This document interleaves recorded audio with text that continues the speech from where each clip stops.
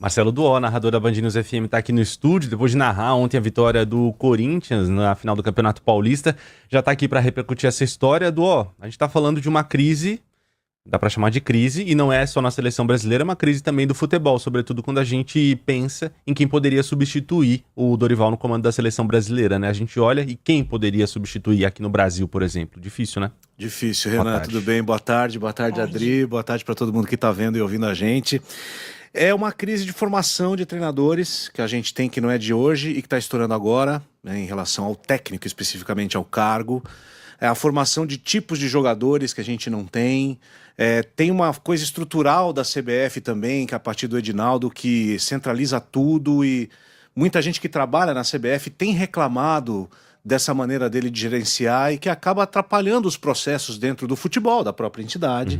Então o Dorival é mais uma prova de que um teste que foi feito com a seleção brasileira, não se faz teste com a seleção brasileira, dá errado, né? Porque ele não se tem um projeto de futebol para a seleção brasileira desde a Copa do Catar, desde que o Tite abandonou, saiu, e todo mundo sabia 6 meses antes que Tite sairia sendo campeão do mundo ou não em 22. E aí veio o Ramon, obviamente não ia dar certo, porque não tinha experiência nenhuma e não tinha um plano, de um projeto mesmo de futebol para o Brasil.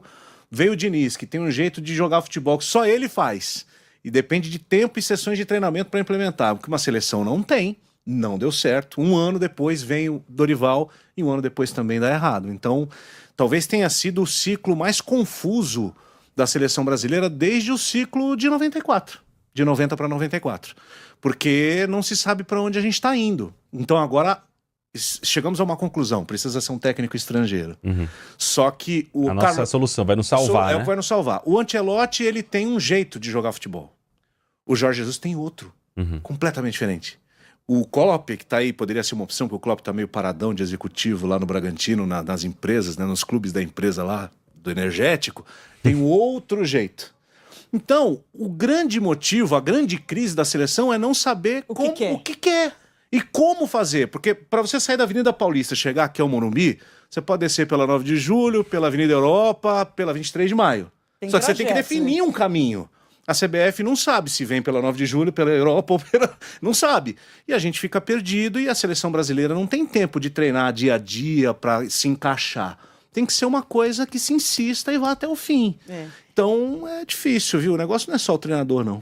E a gente lembra que nesse meio tempo aí que você falou dessa confusão de técnicos, dessa troca que houve, teve toda a novela Ancelotti, que o Edinaldo é o responsável por isso, porque ele garantia que estava assinado e acertado. A gente ficou esperando por um técnico dos sonhos que virou fumaça e que, não tendo vindo, acabou gerando também essa confusão toda. E agora a gente, será que vai viver de novo isso? Vai ficar essa história, não, é o Ancelotti ou é o Jorge Jesus, e vamos ficar nessa expectativa, não, vai pagar a multa, e pode não acontecer. Então, assim, a gente está...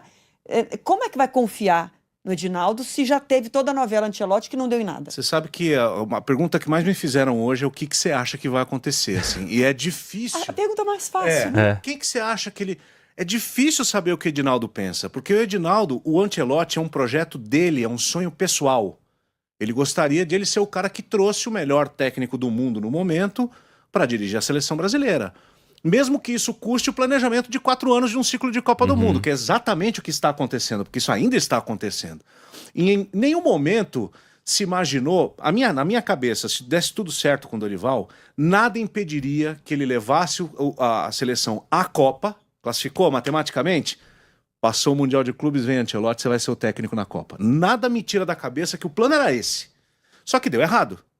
E nós temos ainda 4 rodadas de eliminatórias pela frente. O Brasil deve classificar, mas ainda não está classificado, né? E você tem desses 4 jogos, o Chile aqui, o outro jogo eu não sei, mas é em casa, e você tem uma ida para o Equador que não é fácil.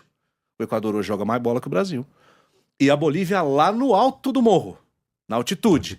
Que deve perder o jogo também, porque o time não está conseguindo ganhar de ninguém. Empatou com a Venezuela. Então nós não estamos classificados ainda. E aí, esse é o dilema dele, porque ele tem que resolver isso agora.